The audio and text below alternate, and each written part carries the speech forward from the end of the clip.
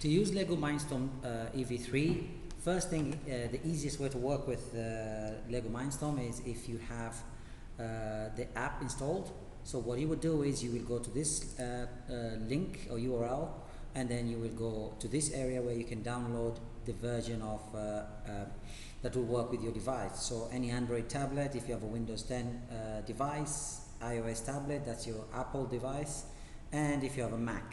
So you click on the device that you have and then you download. In my case, I've already downloaded it. So once you press download, it will download the whole application on your device, and then you can launch it. So you click on get, and then it will download it for you, and then once you finish, you can just launch it.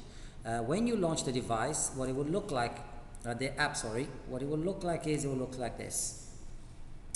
So when it launches, it will launch the app for you, and the first thing we're going to do is we're going to work with the readily available instructions. So we're going to look at how to easily use the Mindstorm app to create simple, easy programs.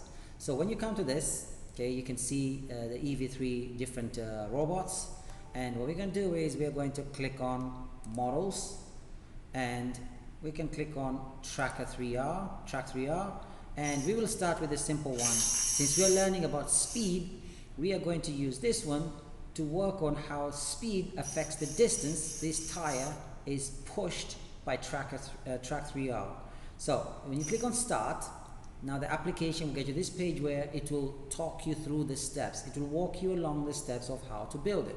So you click on build, make sure you have your box next to you, and you follow every single step by assembling the pieces together. Once you finish assembling all the way to the end, that means you've assembled your tracker, track 3R, or is it tracker, then you click done. The next thing you do is you click on next, and here is where it's telling you place track 3R at the start position. So you place it somewhere on the mission pad. We'll just use a floor, it doesn't have to have a mission pad. And place the tire on the circle as shown below. So the tire is a bit of a distance. So the idea is to get it to move at a speed for 2 rotations, and then when it gets to the tire, to rotate that blade and smash the tire sideways. That's the speed.